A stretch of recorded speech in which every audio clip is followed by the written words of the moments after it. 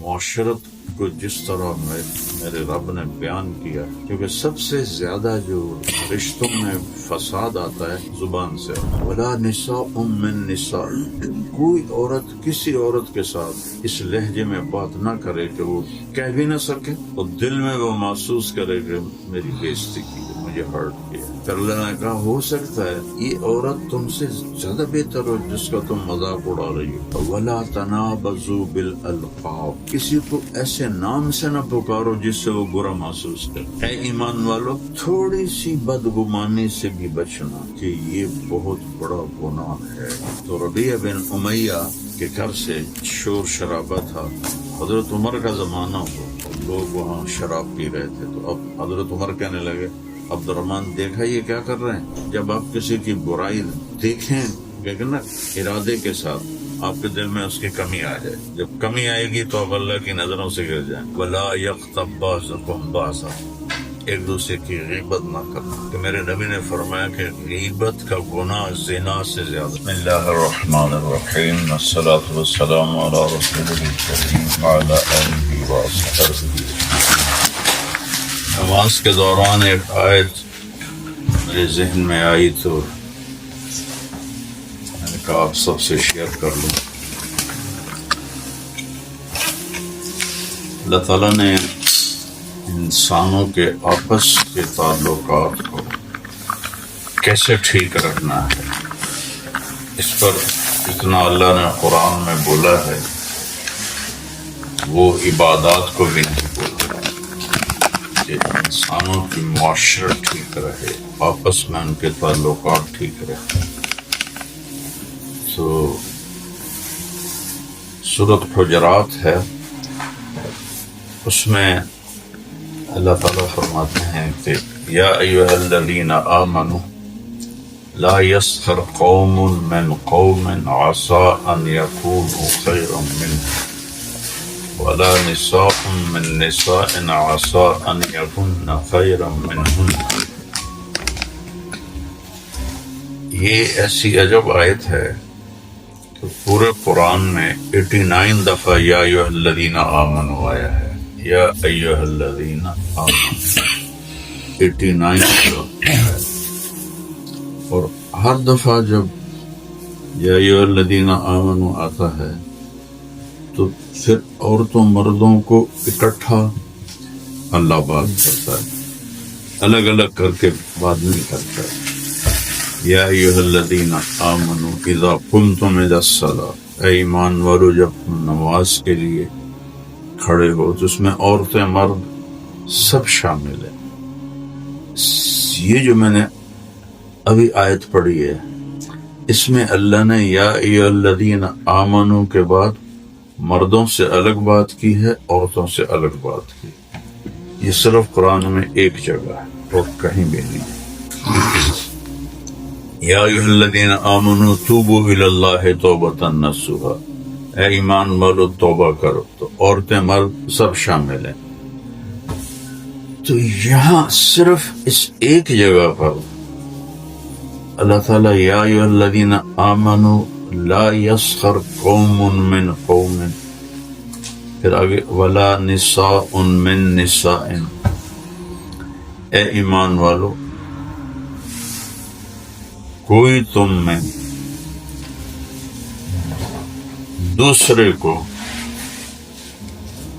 ایسا بول نہ بولے جس سے وہ اب ہرٹ ہو اور وہ سمجھے کہ میری بےزتی ہوئی ہے.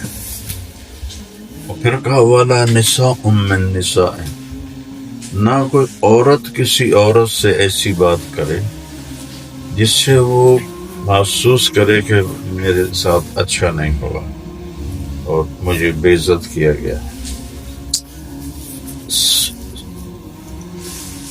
عربی میں ایک لفظ ہوتا ہے مزاح، وہ اردو میں بھی استعمال ہوتا ہے، مذاق کرنا.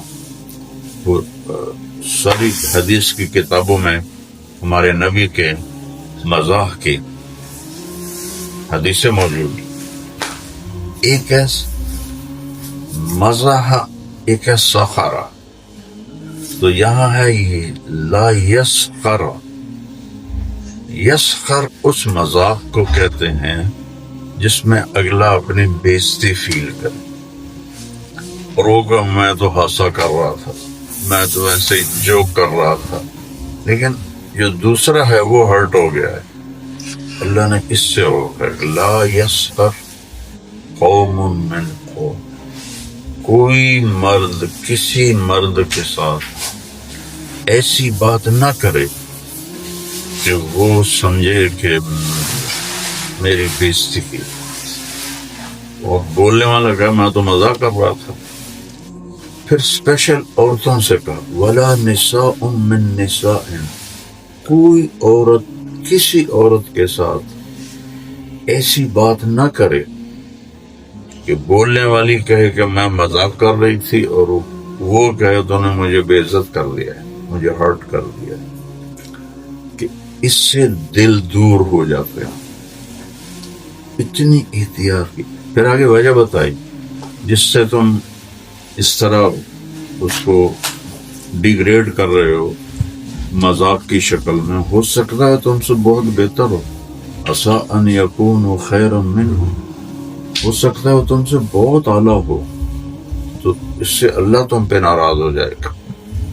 وَلَا نِسَاءٌ مِّن نِسَاءٍ، کوئی عورت کسی عورت کے ساتھ اس لہجے میں بات نہ کرے کہ وہ کہہ بھی نہ سکے اور دل میں وہ محسوس کرے کہ میری بےزتی کی ہے، مجھے ہرٹ کیا۔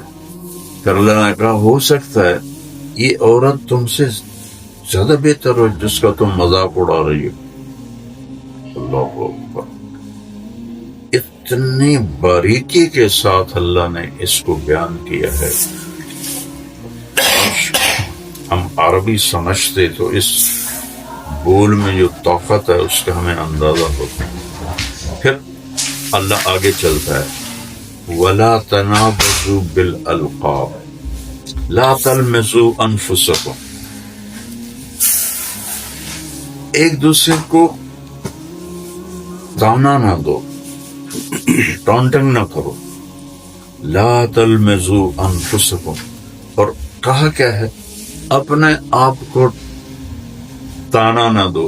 اگر تم اعظم کو تانا دے رہے ہو تو تم اپنے آپ کو دے رہے ہو کہ تمہاری عزت اس کے دل سے نکل جائے گی تو نقصان لوٹ کے تمہاری طرف آئے۔ تو لا تلمزوا انفسکم، کہ میں بات تو بابر کے ساتھ ٹانٹنگ کر رہا ہوں اور اللہ کہہ رہا نہیں تو اپنے ساتھ کر رہا ہے کہ یہ لوٹ کی ذلت تیری طرف آئی، تیری قدر اگلے کے دل سے نکل جائے۔ کس خوبصورت انداز میں اللہ نے یہ بات سمجھائی ہے۔ میں تو یہ ویسے مذاق کر رہا تھا، نہیں، میرے اللہ نے کہا یہ بھی نہیں کرنا، لا تلمزوا انفسکم، اپنے آپ کو ٹانٹنگ مت کرو۔ کوئی اپنے آپ کو کرتا ہے تو دوسرے کو کرتا ہے، لیکن اللہ کہہ رہا ہے جو تو دوسرے کو کر رہا تو اپنے آپ کو کر رہا ہے۔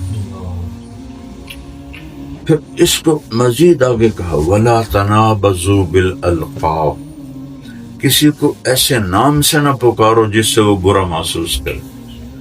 اللہ اکبر، اتنی باریکی میں اللہ جا کے بات کرے، کسی کو اس طرح مت پکارو کہ وہ برا محسوس کرے۔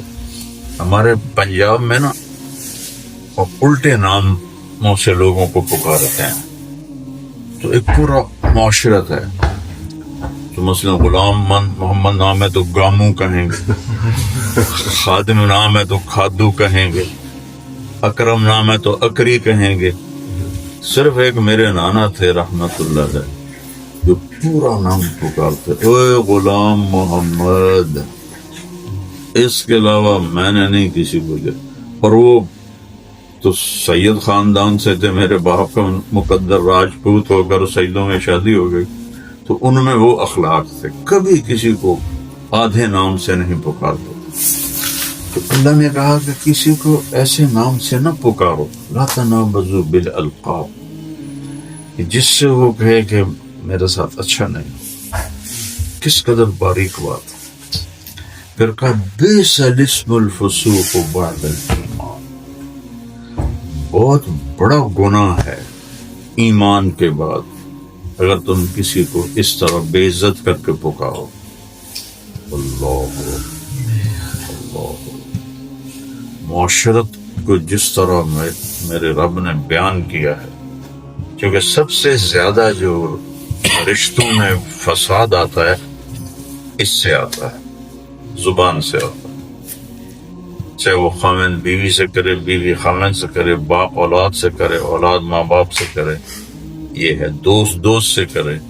تو اتنی ڈیٹیل میں اللہ نے کہا ہے اقیم الصلاۃ، نماز پڑھو. پورے قرآن میں نہیں بتایا کیسے پڑھو، لیکن ایک دوسرے سے بولنا کیسے ہے اس کو اتنی ڈیٹیل سے بتا رہے. اللہ. حج کرو، اور چند باتیں حج کی بتائیں، پورا حج نہیں بتایا.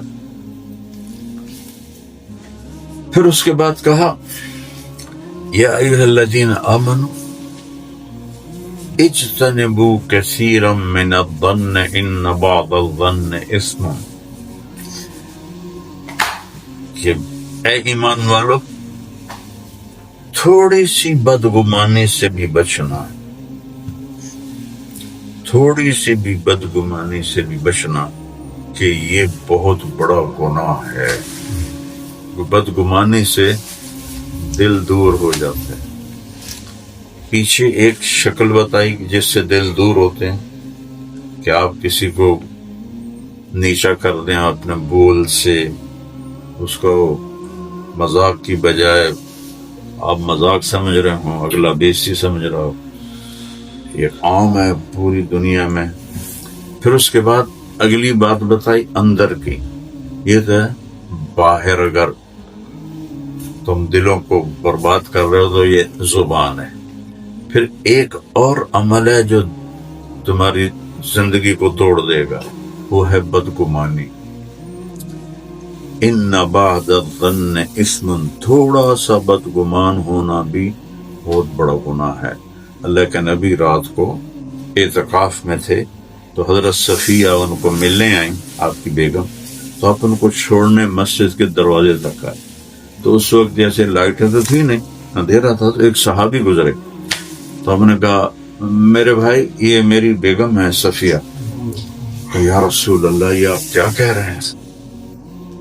بھلا اس طرح انہوں نے ہاتھ جوڑ دیے. بھلا ہم آپ کے بارے میں کبھی سوچ سکتے ہیں؟ کہ نہیں بھائی، شیطان انسان کے اندر خون کی طرح چلتا ہے. اتنی بڑی ذات، ان کو کبھی دوبارہ زندہ ہو کے بھی یہ خیال نہیں آ سکتا تھا. اور آپ نے کہا بھائی یہ میری بیگم ہے صفیہ. یہ ہمیں سکھانے کے لیے تھا کہ بدگمانی سے بچو. اس نے یہ کیا نا اس لیے کیا ہوگا، وہ خود ہی ایک امیج بنا لیتے ہیں. اگر وہ امیج نیگیٹو ہے تو اللہ کہتا اس کو نکال دو تاکہ تمہارا دل صاف رہے. ایک چیز تمہیں توڑے گی یہ زبان، اور دوسری چیز تمہیں توڑے گی یہ دل کا خیال کے اس کے بارے میں خواہ غلط فہمی پیدا کر لیں. تو اللہ نے کہا ان بعد الظن اثم، تھوڑی سی بدگمانی بھی بڑا گناہ ہے. کس سے بڑا گناہ ہے؟ کہ یہ بدگمانی پھر نفرت میں بدل جائے گی. اگر آپ اس کو نکالیں گے نہیں تو اس کو جگہ دے دیں گے تو یہی بدگمانی نفرت میں تبدیل ہو جائے اور آپ اس سے دور ہوتے چلے جائیں. اس کے بعد فرمایا وَلَا تَجَسَّسُوا، کسی کے پیچھے مت لگو کیا کر رہا ہے. آنکھیں بند کر کے نکل جاؤ. حضرت عمر امیر المومنین اور عبد الرحمن بن عوف کے ساتھ رات کو مدینے کا راؤنڈ لگا رہے تھے. تو ربیع بن امیہ کے گھر سے شور شرابہ تھا، شراب کی محفل لگی ہوئی تھی. حضرت عمر کا زمانہ ہو اور لوگ وہاں شراب پی رہے تھے. تو اب حضرت عمر کہنے لگے عبد الرحمن دیکھا یہ کیا کر رہے ہیں؟ انہوں نے ارادہ کیا کہ میں اندر جاؤں اور ان ہاتھ میں ایک ڈنڈا جس سے سب کی نقد دھلائی کرتے تھے. تو عبد الرحمن بن عوف فرمانے لگے عمر میرے خیال میں ہم نے بدگمانی کی ہے, ہم نے تجسس کیا ہے. اللہ کہتا ہے لا تجسسوا, چلو میرے ساتھ. وہ لے کے چلے گئے. اللہ لا تجسسوا, کون کیا کر رہا ہے یہ تمہاری جواب نہیں ہے, نہ یہ تم سے پوچھا جائے. اور عیب سے کون خالی ہے؟ دنیا میں کوئی ایک انسان دکھائے جس میں کمی نہ ہو سوائے انبیاء کو, اور انبیاء کو بھی اللہ پاک معصوم بناتا ہے تو تب وہ ہر عیب سے پاک ہے. تو آپ دنیا میں کسی کو بھی 100 نمبر والا نہیں دیکھ سکتے. اللہ نے ہم سے پرفیکشن مانگی نہیں, کیا عجیب بات ہے. ہم پرفیکشن ڈھونڈ رہے ہوتے ہیں. فمن ثقلت موازین, اگر تمہاری نیکیاں زیادہ ہو گئیں کس سے؟ تمہارے گناہوں سے. یہ نہیں کہا کہ تمہاری لیفٹ سائڈ میں کوئی گناہ نہیں ہونا چاہیے, 100/100 چاہیے. رب حساب لینے والا ہے. وہ کہتا ہے اگر بڑھ گئیں تو بس ہم آپ کو معاف کر دیں. تو لہذا تجسس دیکھنا کیا کر رہا ہے, کیا کر رہا ہے, یہ میرے اللہ نے سختی سے منع کیا. کیونکہ جب آپ کسی کی برائی دیکھیں گے نا ارادے کے ساتھ, آپ کے دل میں اس کی کمی آ جائے. جب کمی آئے گی تو آپ اللہ کی نظروں سے گر جائیں. کیونکہ میں اچھا یا برا ہوں, اس کا حساب میں نے بابر کو تو نہیں دینا, تو میں نے اللہ کو دینا ہے. تو اللہ نے ہمیں کہا لا تجسسوا, کسی کے پیچھے مت لگو کیا کر رہا ہے. تمہارا دل صاف رہے گا, اس سے بھی صاف. اور کیا پتا وہ کل کو توبہ کر کے ہر شے معاف کروا لے. میرا ایک شاگرد ہے کراچی میں, تو اس کے محلے میں ایک عورت یہ لڑکیاں سپلائی کرتی تھی, کئی سالوں سے یہ اس کا کام تھا. اس کے بیٹے کو وہ میرے شاگرد نے میرا بیان کہنا ہے وہ CD دے دی کہ یہ سن لیں.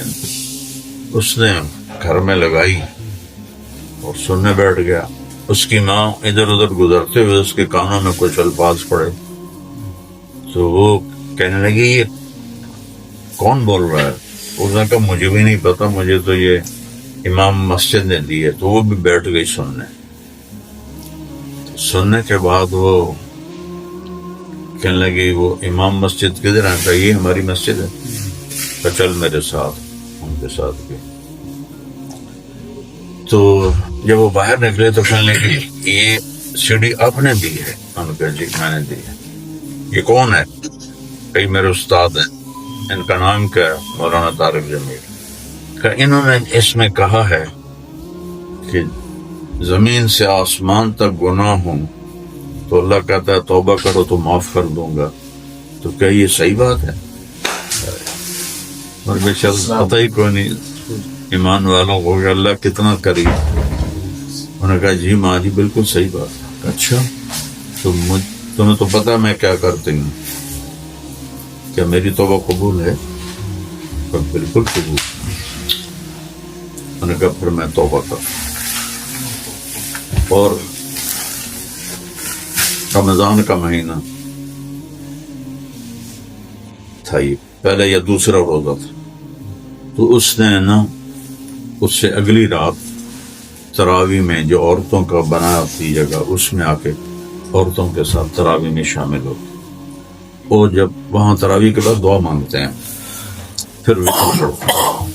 تو وہ جب تراویح کے بعد مول صاحب دعا مانگتے تو وہ کہتی یا اللہ اگر میری توبہ قبول ہے تو مجھے اٹھا لے. یہ روزانہ وہ دعا کرتی تھی. اور 29ویں روزے سجدے کی حالت میں وہ بی مر گئی.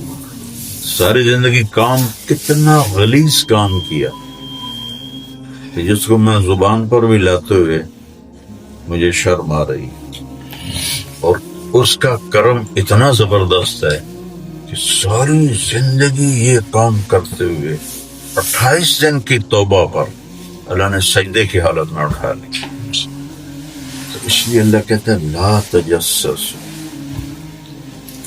کسی کی برائیاں نہ ڈھونڈو، آنکھیں بند کر۔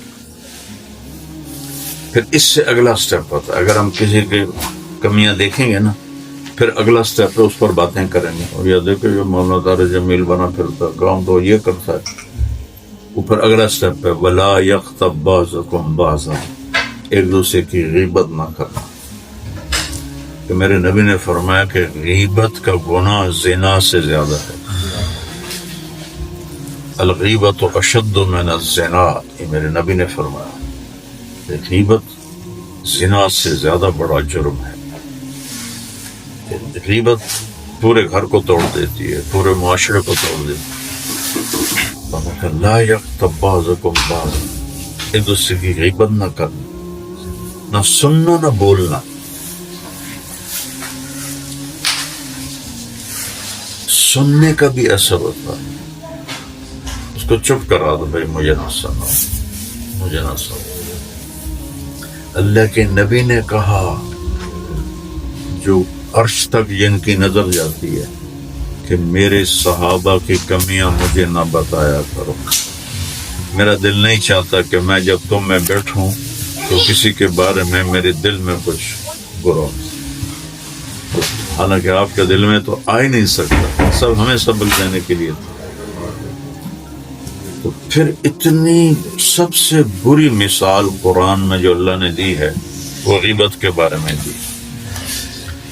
اَيُحِبُّ أَحَدُكُمْ أَنْ يَأْكُلَ لَحْمَ أَخِيهِ مَيْتًا فَكَرِهْتُمُوهُ، کا غیبت کی مثال ایسے ہے کہ جیسے تم مردہ بھائی کی ڈیڈ باڈی کو بیٹھے کھا رہے ہو۔ کیا تم یہ کر سکتے ہو؟ یعنی آپ دیکھیں کہ اس سے ملایا ہے۔ کفر کے بارے میں بھی یہ مثال نہیں ہے، شراب، زنا، سود، کتنے بڑے بڑے جرم ہیں، کسی کے بارے میں یہ مثال نہیں ہے کہ غیبت کرنا ایسا ہے جیسے تم اپنے بھائی کی ڈیڈ باڈی کو کھا رہے۔ تو یہ چند ایک آیات ہیں جو میں پورا معاشرہ تو خوبصورت بن جائے۔ یہ چند اصول ہیں، میں نماز میں تھا تو مجھے ایسے ہی سہمت خیال ہے، کوئی نہ کوئی آیت ذہن میں آ جائے تو پھر میرا دل ہوتا ہے میں ساتھیوں کو بتاتا ہوں۔ تو میں سارا خلاصہ یعنی دو چیزوں کے ساتھ جڑا ہوا ہے، ایک زبان کہ ایسا مذاق نہ اڑاؤ جس سے اگلے کو برا فیل ہو، اور ایسے نام سے نہ پکارو جس سے دوسرے کو برا فیل ہو۔ پھر بیچ میں بتایا کہ یہ بہت بڑا گناہ ہے، بئس الاسم الفسوق بعد الایمان۔ پھر اس کے بعد فرمایا کہ بدگمانی سے بچو۔ پہلا کام تھا فزیکلی زبان سے، دوسرا تھا انٹرنل دل کا خیال بھی ایک عمل ہے۔ بدگمانی سے بچو، اور بدگمانی کو غیبت کے ساتھ جوڑو کہ جب تم بدگمانی کرو گے پھر تم تجسس کرو گے، دیکھو گے کیا کرتا ہے، جب دیکھو گے تو پھر غیبت کرو گے، غیبت کرو گے تو بھائی کا گوشت کھاؤ گے، معاشرے کو توڑ دو گے۔ تو اس صورت کو سورت حجرات بھی کہتے ہیں علماء کرام، اور سورت اخلاق بھی اس کا نام، کہ اس سورت میں اللہ نے سارے اخلاق بتائے ہیں۔ میں نے اس میں سے ایک چھوٹا سا ٹکڑا آپ کی خدمت میں پیش کیا ہے، تو مجھے بھی توفیق دے آپ